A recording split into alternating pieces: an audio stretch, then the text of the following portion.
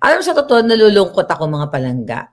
Nalulungkot ako dahil parang sila yung tinitignan natin na opposition dyan naaalma sa lahat ng kababuyan ng bangag na gobyernong ito. Pero hindi yan ang issue. Ang issue dito, tinututukan natin kung ano yung pangbababoy ng buwaka ng inang bangag na gobyernong ito. Paulit-ulit, sinasabi ni Lorraine Badoy na nagsisinungaling itong si Torre. Hindi mo siya makontempt-contempt ba to? Bakit hindi mo siya makontempt-contempt? Uno. So doon sa hearing kahapon, doon sa Davao, ay pinasalamat na sana natin dahil nag-initiate ang committee on Justice and Public Order under sa pamumuno ni Senator Bato at kasama yung dalawa niyang sidekick na si Bongo at saka si Robin Padilla. Ano ba take ninyo? Alam mo sa totoo, nalulungkot ako mga palangga.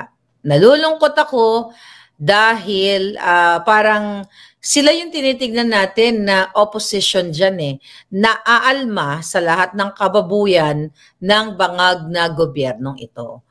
Ulit, okay? Ang dami nagko-comment, ano ba kayo? Sabi doon sa tatlong itlog pala. Actually, yung ibang mga miyembro, wala Magpasalamat na tayo dahil nag-initiate si Senator Bato, si Robin Padilla, at saka si Senator Bongo. So magpapasalamat daw tayo dahil sila ay talagang nag-initiate nga sila ng ganong klaseng pagdinig para malaman kung gaano kababoy ang gobyerno, di ba nga gaano kababoy yung mga polis. At may mga komento, gusto kong sagutin din to, mga komento na sinasabi nila na ano ba to, ito mga sinuportahan ni Duterte na mga senators, bakit walang ginagawa, hindi pinagtatanggol ang mga Duterte, But again, the issue of KOJC, it's not about Duterte. It's not about na ipagtatanggol ang mga Duterte. It's about ipagtatanggol ang mamamayang Pilipino. Diba? So yun yung nakikita natin dito palangga. So ngayon, babatikusin ko silang tatlo. Hindi dahil sila ay Duterte supporter, kundi dahil sila ay, sabi nga ni Palangga, ni Lynn, wala daw kwenta. Yun na nga mga kababayan nakakalungkot na yung ating mga senador ay parang nagsisimula palang mag-aral doon sa Senado. Okay? Bakit kamo? Kasi pagkakataon na, bakit ako gigil at hindi ako nakatulog, Jutang Ginimes, hindi tayo nakapag-vlog dahil sinubaybayan ko yung yawa na hearing na yon na tinitignan natin kung ano magagawa ng committee nitong tatlong itlog. Okay? Na sinuportahan ni Pangulong Duterte.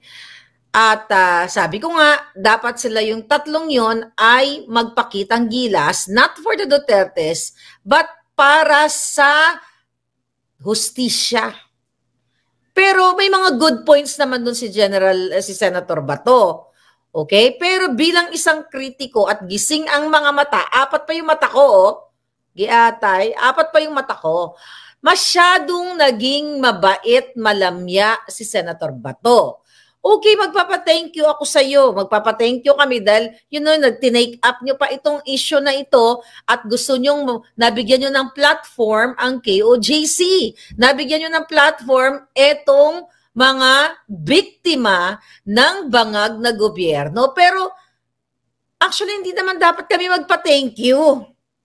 Dahil bayad kayo sa pera ng bayan. So, dapat magtrabaho kayo. It doesn't matter kung Duterte ang sinuportahan nyo o Dilawan man ang inyong sinusuportahan. The issue here, Senator Bato, kitang-kita. Okay? Kasi may mga nagsasabi dyan na, ay, Maharlika, sabi ni Max CD, I wasted more than 8 hours. I know, Palangga, natutulog ako ng bonggang-bongga. Pinapakinggan ko kasi gusto ko magkaroon ng hustisya ang mga KOJC members. Kung wala tayong pakialam sa ating kapwa Pilipino, itinulog na lang sana natin, di ba? yung 8 hours na yon. Or kung gusto lang natin dito magpa-cute na magbablog, isa na tumambling na lang kami dito, tumambling na lang ako, I don't care about that hearing. O dito kahit magbunot ako ng puting buhok ko o ng kung ano man, you still watch me, di ba?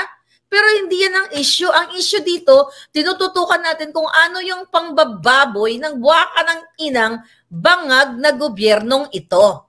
Ngayon, Senator Bato, alright? Si Doc Lorraine Badoy ay patuloy doon na pinapaalalahanan ka. Doon ako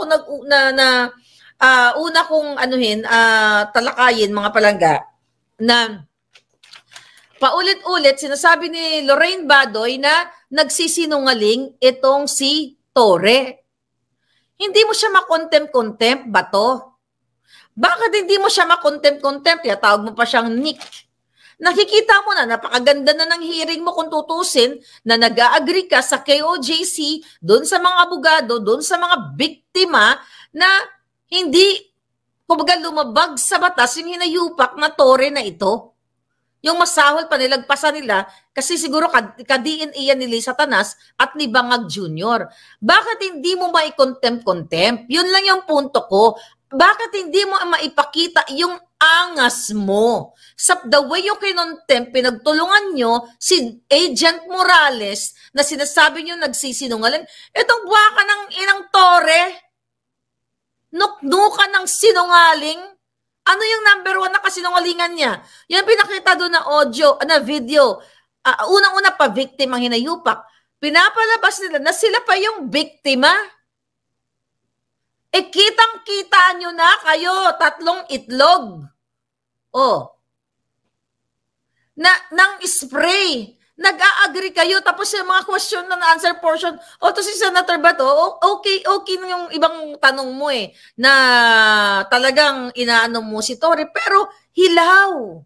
Kasi kung ako ay may kapangyarihan, buwaka ng inang kapangyarihan yan, kulong contempt lahat yung mga yan sa akin. Kung ako may kapangyarihan, why? Diba, isa sa reason, isa sa grounds kung bakit kinukontempt ang resource person kung nuknukan ng sinungaling at ipinasumpa-sumpa nyo pa dyan. Pasumpa-sumpa ka pa, buwaka ng ina ka, pasumpa-sumpa pa. Tapos hindi mo i-contempt, pagkakataon mo na yon, pagkakataon nyo na 3 itlog, nagbidabidahan pa kayo, pupunta pa kayo ng Davao. Wala rin naman pala ang KOJC member sa inyo. It's not enough na nagkaroon ng platform yung mga biktima. Hindi kami dapat nagpapasalamat sa inyo dahil duty nyo yan, trabaho nyo yan, sinusweldohan kayo ng taong bayan. Kasi may sinasabi na yan na lang ang, at least magpasalamat tayo kay, naintindihan ko naman yon mga palangga. Naintindihan ko naman na magpasalamat tayo kasi binigyan pa tayo ng ni Senator Bato, no? Yung committee niya na ito ay inimbestigahan niya. Pero harap-harapan na nagsisinungaling itong si itong si Torre at yung mga kasamahan niya. Nalusutan ka, Senator Bato. Paano ka namin ipopromote niyan? Doon sa PIDEA Leaks, don't place fucking buwaka ng Genemis. Wag kayo mag-playing safe. Ang buhay ng mga kabataan, naintindihan nyo, di ba? Naintindihan ninyo na may violate na batas. Ano yung mga violate na batas doon na pinag-uusapan nyo doon kanina? Mga kahapon. Di ba? Ang pinag-usapan nyo doon na may nilabag na yung right, yung human rights sila, right to liberty, right to religious freedom, so freedom of expression, 'di ba? Freedom nila, freedom to move freely doon sa kanilang lugar, sa kanilang eskwelahan, freedom or right to education. Yun ang pinapaliwanag. Was it yung si attorney ba yon, si Attorney Dina? Tapos biglang sasabihin ni Robin Padilla, teka, di ba pinakabandang uli, anong sabi niya doon? Kanina, Mr. Jer, Ganon. Hindi ko nakita nagbigote, pero madalas sumusuklay-suklay pa siya ng bigote.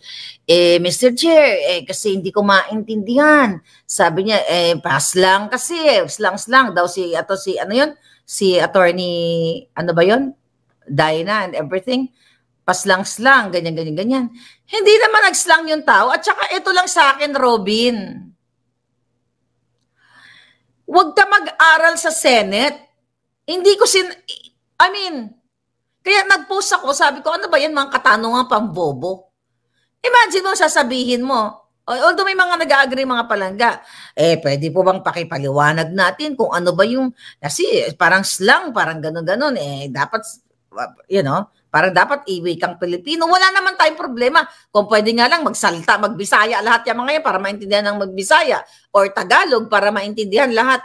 Kaso lang hindi lahat nakakapag-Tagalog, hindi rin lahat nakakapag-Bisaya. So ang hindi rin lahat nakakapag-English. So wala tayong patutunguhan doon dahil di naman lahat ng mga kababayan natin nakakaintindi ng dire-diretsong English. Pero the point here, ang sa akin lang, ang napansin ko dito I'm not here para buljakin kita, Robin. Ang kinabubuisit ko lang, Gid, ang kinabubuisit ko na sinasayang yung oras sa mga tanong-tanong, Mr. Chairman, ano nga, pakipaliwanag kasi lang yan Ano ba yung right to liberty? Kasi hindi namin maintindihan yan. Ano ba yung right ng mga chuchu-chuchu? Ano ba yung... My God, hindi ako nagmamagaling dito. Ako pag may mga pagkakamali din ako minsan sa mga pagbibigkas. Minsan yung nasa yung utak mo, sabi nga, yung bubig mo mas bilis pa sa bunganga. Parang the other vlog ko, instead of inflammation, nabanggit ko inflation. May term dyan yung nagkakamali ka because it's like the same pronunciation. I'm not saying na magaling ako. The point here, senador kayo, hindi kayo mag-aaral dyan na magpapa-educate pa kayo. Diba? Bago kayo may hearing, may schedule yan. Kung ako nga, kami nga vlogger, alam mo kahit kahapon, gusto ko mag-vlog. Ayoko mag-vlog hanggat hindi ko na-absorb yung mga information kasi ayoko magmukhang tanga. Ano ka doon, magtanong ka, ano ba yung freedom of chuchu-chuchu? Ano ba yung right to chuchu-chuchu? Doon ka palang mag-aaral, kindergarten, inaral mo na dapat yan. Ang dapat na tumulong ka, di ba? Pagdating doon, spontaneous ka na, alam mo na ang ibig sabihin ng right to liberty, right to education. Ay, jutang Jenimas, pang 4 years old lang yan, maintindihan ng bata yan